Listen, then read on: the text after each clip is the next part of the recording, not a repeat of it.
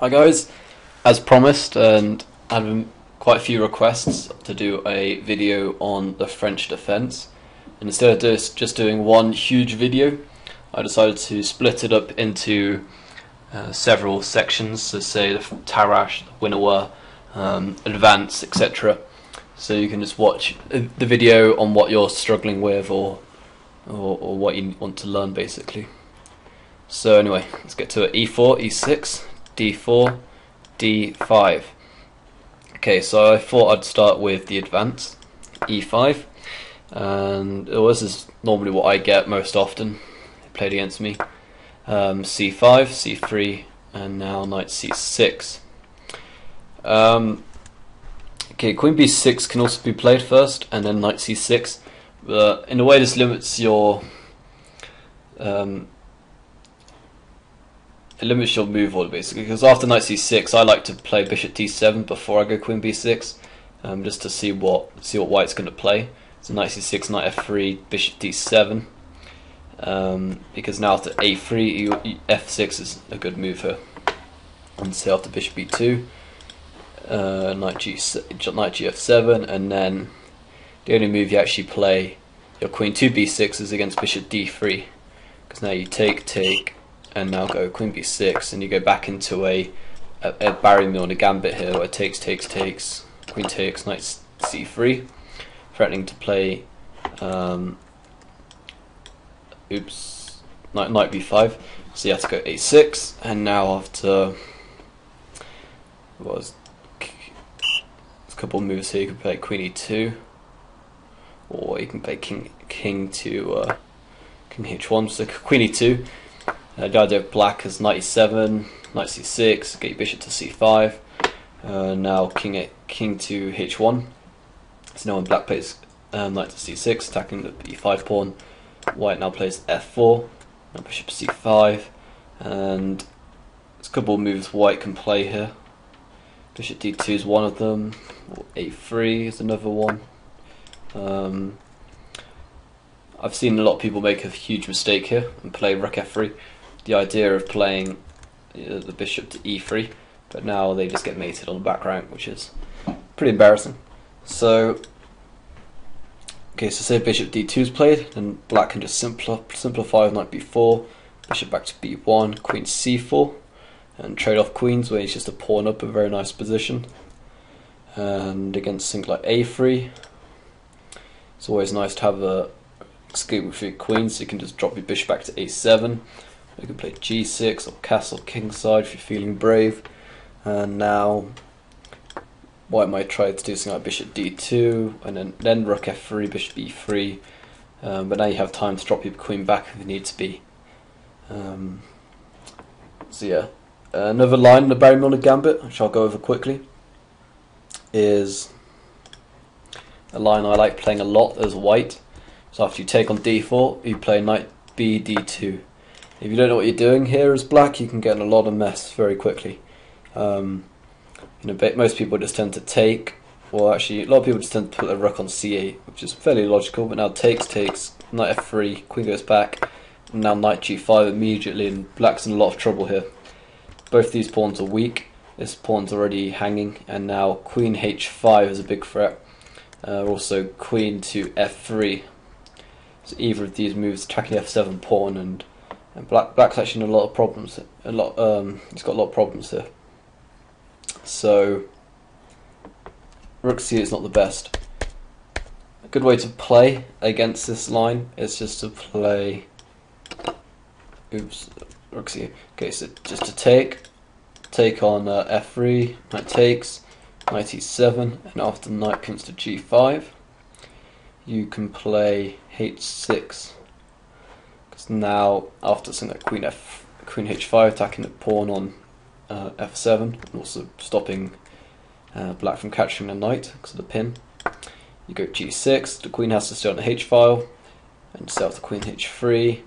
You play something like bishop g7. Now the knight is being attacked to protect the rook, and also the e5 pawn's being attacked. So knight f3, and say bishop b5, offering to exchange bad bishop for good bishop.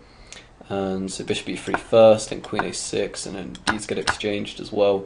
and I don't know, something like knight here, queen back, f4, and just castles or something, rook, castles, and then putting the rook on c8. Black's just a pawn up, and he's actually doing very well here. So this is the line I'd recommend you play if you do face this knight bd2. And I doubt you would face it, it's not very common, unless you're playing against me, then I might try it out. But yeah, and we're going all the way back, bishop e2. So bishop d2, I'll play knight ga7 here. And this is why I like playing this move order instead, bishop d7 and knight c6. Because a lot of lines you don't actually want your queen on b6, it ends up just dropping back. For example, okay, it's knight c6, knight f3, and now queen b6 is another main move here. And now white can play a3, bishop d3, which just goes back into the Baron-Milner gambit after takes. Bishop d7 is very important. If you take here, then you've lost, because after queen takes, there's a bishop check, and the queen is lost, it is discovered attack.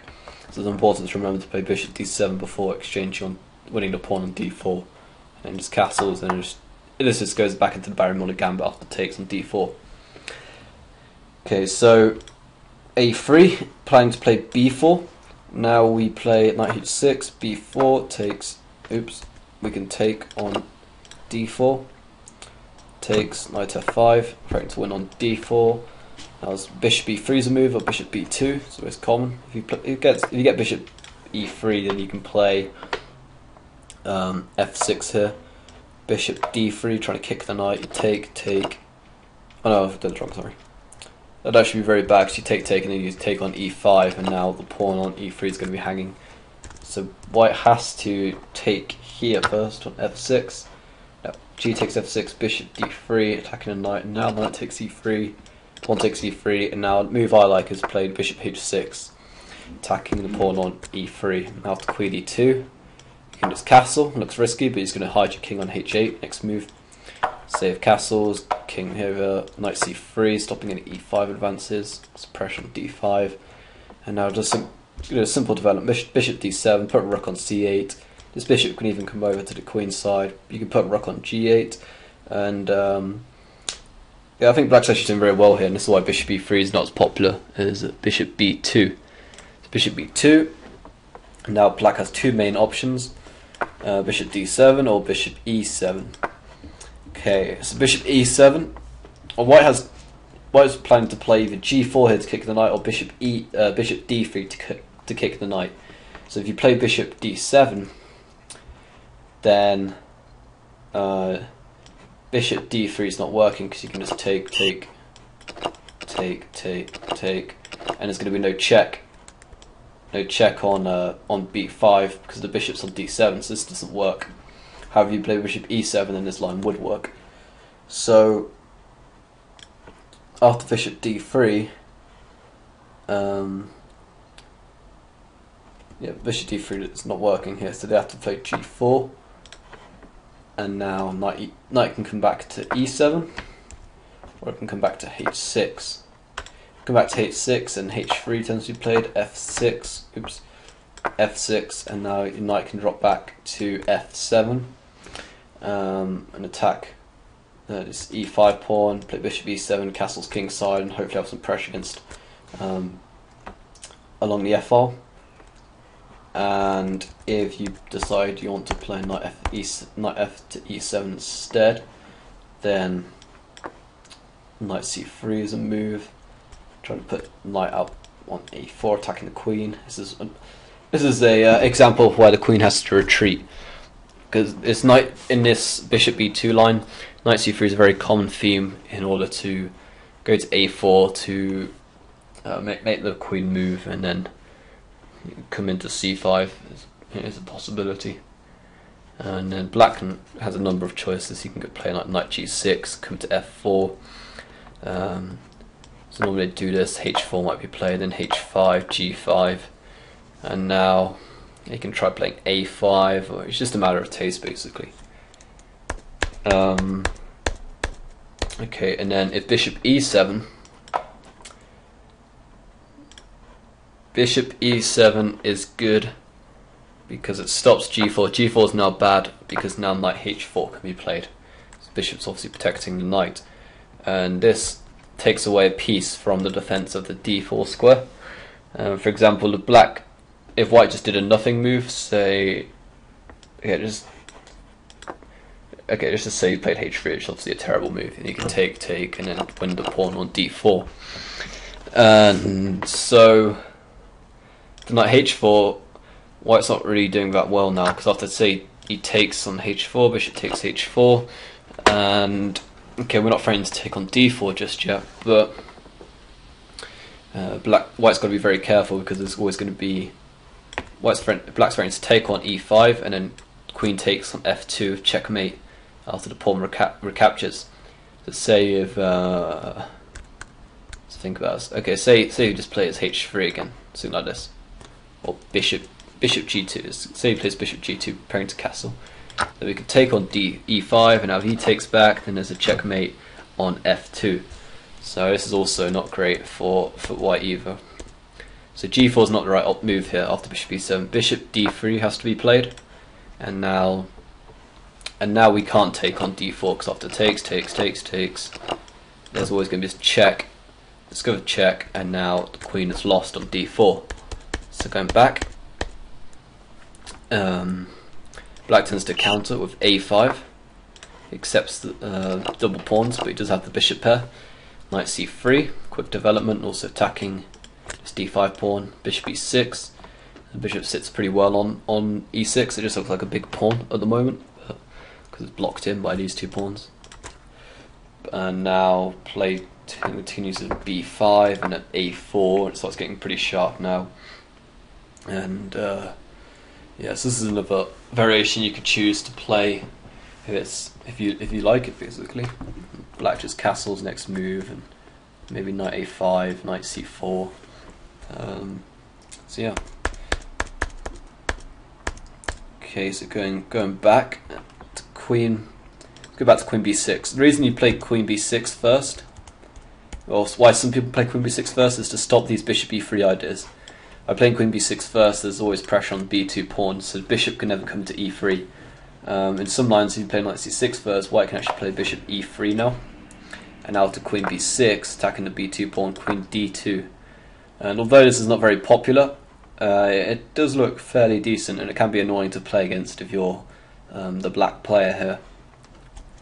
So that's why some people try to play queen b6 first, but I don't think, it's not, hardly anyone plays this bishop e3 stuff. It's not that great, and I recommend playing knight c6. Well, another note playing queen b6 first is if, say, knight f3, they like to play bishop d7 now, and they go for an early exchange and try to draw the game really early. So bishop e2, they just take, bishop b5, knight c3, they take. Something like this happens, and it tends to be pretty easy to draw these kind of positions. It's black, there's not much play in the position. And actually, white has a bad bishop against black's good bishop, so you could argue that black is a little better here. But I think it's pretty equal. Okay, well, another line is if you actually play bishop b5 really early here, play it straight away, then c4 is an option. And after takes, you go d5, and yeah, this is pretty double-edged stuff. Okay, so the move I'd recommend you play here is knight c6 first, and now the idea, you just delay this queen to b6 because, okay, so say they play knight f3 will be played pretty much all the time. Bishop d7. Now you wait to see if they're going to play bishop e2, bishop d3, or a3. If they go bishop d3, then we go queen b6 into the Barrymore gambit. If they go a3, for example, f6 is now a really good move. Now b4, and now you can just take on e5. Yeah, take on e5, and then b5 is a move, and then this is where is a well-known sacrifice of the knight. You can just take on d4, because now after takes, this is not actually the best move. E takes d4, black has 3 pawns for the knight, and a very, very powerful center, and I think white's just going to get overrun here. After knight e5 is the only tricky move you got to look out for. The idea of going queen h5 check. You can just play knight f6 and set up the bishop here, bishop d6, and then things start coming off like this, castles. Black has got a monster of position after e5, e4, and yeah, these pawns are just unstoppable. So it's actually not good to take back here. The best move is to play knight takes e5, and now knight to f5, and then queen check. Okay, so g6 must be played, knight takes. You can't take back because there's going to be there's a pin on the rook, but you go knight f6 first. Queen has to stay on the h file. The only way you can do this is going queen back to h3, and you can actually take on g6 now. This is not too bad. How much risk you want to take? You can just play rook g8 and play safe, but also this is a fairly interesting move. You take, and then what you aim to do is just castle queenside, and you actually get a pretty decent position. So I don't know. It depends if you like going all out attack, or you just want to play it safe, basically. Another move here is, instead of playing b4, b5, they can recapture on e5, and after these moves you can just play queen c7, attacking the pawn, and then after bishop f4 you can play castles, and then say bishop d3, c4, bishop c2, and then you want to try get space on king side with h6, g5. You want to bring your bishop around to e8 to h5 and improve your bishop. So I always like his positions for black. I think he's doing really well. And the other way to take is obviously knight takes. And okay, after knight takes, you can just same thing pretty much. You take, because you got to watch out for queen h5 check. So you take on e5, d takes e5, and now queen c7, attacking the pawn again. Okay, so he plays bishop f4, he does castle, and bishop d3, c4. He's blocking things up on the queen side, and he's going to have the same sort of plan: h6, g5, bishop come back, and the bishop's going to come over to h5 at some point. So yeah, that's pretty much all in that line against a3. a3 was not the strongest against bishop d7, and the good news is that a3 is very common for white players to play in the advance, because against queen b6 the most common move here is actually a3. The bishop e2 is also not far behind, but yeah, a3 is very popular. So after bishop d7, a3 can be played, is most of the time played against me, and you can play this f6 idea, or if you don't like that, you can go c4. And this is actually an improvement on the, let me show you quickly, queen b6, a3, c4. c4 is actually a move now against a3, because obviously white wants to play b4, so now c4 is a solid way to play against a3. And black's going to play his knight out to a5 and to b3. He's going to play bishop d7 and castle queenside. So the reason that bishop d7 is an improvement on this is after bishop d7, a3, you can actually play c4 now if you want to, instead of f6. And now if play normally continues with, they can play bishop e2 or try fianchetto. Say if they play bishop d2, knight a5, castles. And now there's an idea of playing bishop c6. Actually, no, don't castle. After knight e5, they play knight d2 first, stopping the knight coming into b3. Now bishop c6, castles. Now queen d7. Now if the queen is on b6, and you can play queen d7. Queen d7 is a really useful move in forcing your bishop through onto a great square. Now you're threatening to play bishop a4, and a4 by white is not a very good move. So okay, so say, well, it's hard to see what white's going to do here, because black's just going to play bishop a4, and then queen's going to have to come to e1, bishop into c2, and you can come back around this way. Normally the better way to play against these c4 ideas is actually to play g3 moves, fianchetto, knight e5, knight d2, bishop c6, bishop g2, bishop queen d7. And now if you castle, there's a bit more freedom for the queen. But even still, after bishop a4, queen e2, bishop c2, well, you got to be careful to time bishop c2, because obviously bishop c2 here doesn't quite work. Because knight takes c4, and then it's going to capture the bishop. So you'd have to time it right, but same principle applies. You want to play your bishop into c2 and then bishop d3, or bishop can drop back to g6 when it's on this really good diagonal. So black can just play a waiting game here and just castle first and prepare with h6, g5, and then get that bishop all the way and around the back. So yeah, black has a really good position here, and this is a much better way to play the c4 line if you're a big fan of it. Playing bishop d7, this queen d7 line, because queen on b6 doesn't do much. So this is why I like playing bishop d7 first. Okay, what else? Okay, so bishop e2, knight g7, and basically you aim to come out to f5 and attack the d4 pawn, or just to g6 and play f6 ideas. So you know, knight f3 is playing its take, knight f5, knight c2, it sort of transposes, and it's a couple of moves here, but most of them, it's pretty equal. Yeah, there's not much in these positions. I don't think bishop e2 is a very challenging move from white. I know it's pretty popular, but I think you really want to try to win with white. Well, the advanced version is probably not a great way to win with white, unless you go for the Barry Milner gambit or maybe the a3 line. But I think French players tend to be very happy playing against the advanced variation. And in my other videos, I'll cover all the other French lines like Tarrasch, and Winner, all those sort of things that are more common, more dangerous to black French players. So, okay, what else is there to cover? Okay, so e5, c5. Another line that needs to be covered is knight to f3. This is where white just tries and just gambles this pawn. Basically, they don't care if you take here. Then they just continue. Bishop d3. Say knight c6. It's castle, and then so bishop d2, d7. They just play moves like this: a3, b4. Bring the knight in around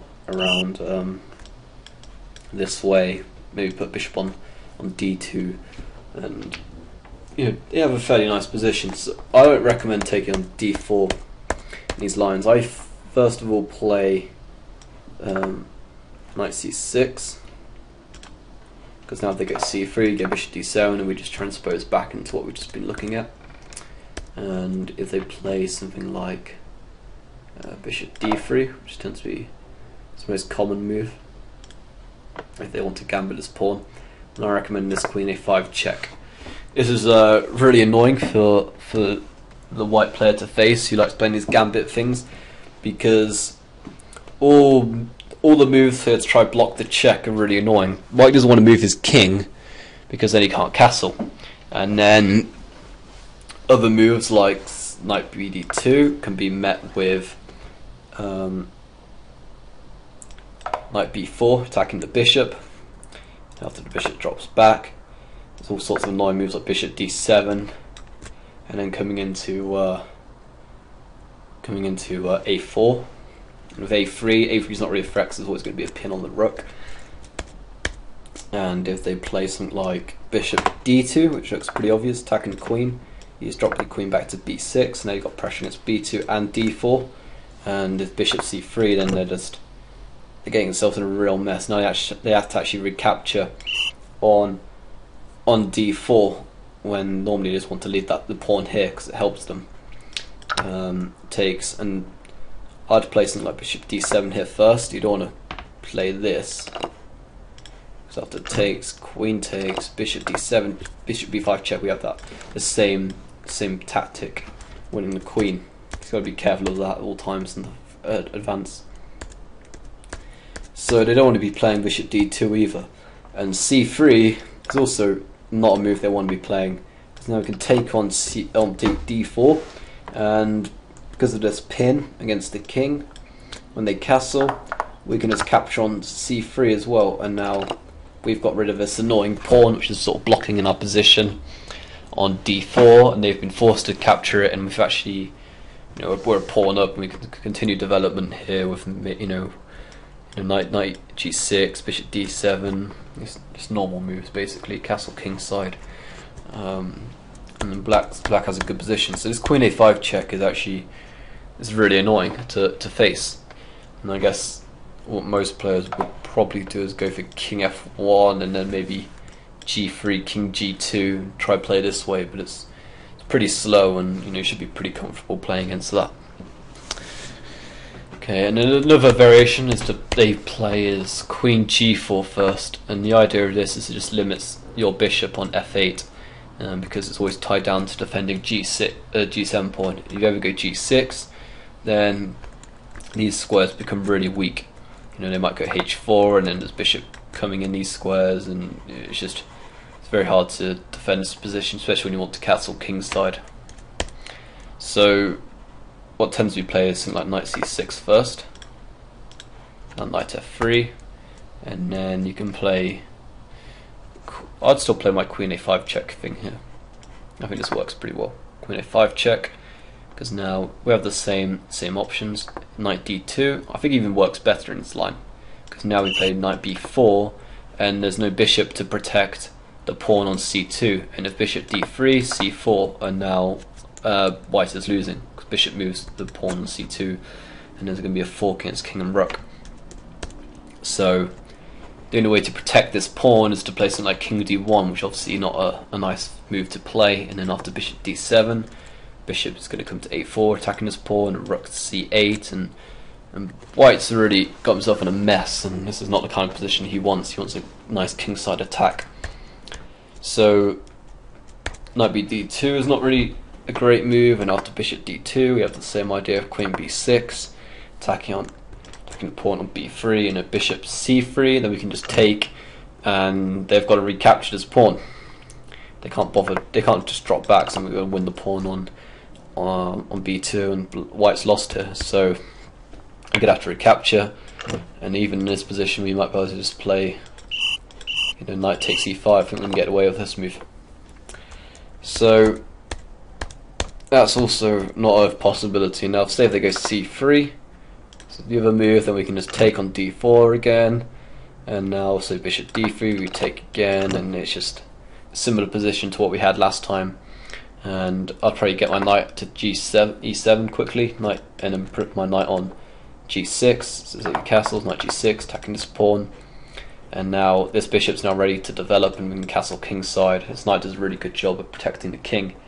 So I'd recommend playing this queen a5 check against all these sort of anti-advanced mainline moves. So the queen g4 and knight f3 stuff. So that's basically it. That's all the advanced stuff in this one video. I'll try to make it quick. I showed you most variations, but I do recommend you play this knight c6, knight f3, bishop d7 stuff. I did show you the lines of queen b6 as well, just in case you might want to play these lines. But I've been a French player all my life, and I used to begin with queen b6 because it was the most common move. But now, having studied the French more, I play bishop d7. It makes much more sense. You're just delaying the development of the queen. And now, depending on what white plays now, of all these, any of these moves, depends on whether you put the queen on b6 or not. So anyway, that's the French advanced video done. Please subscribe and like, and comment how I could do better in these videos. And if you have any requests, please let me know. And yeah, stay tuned, and I'll have the other videos up soon. See you next time.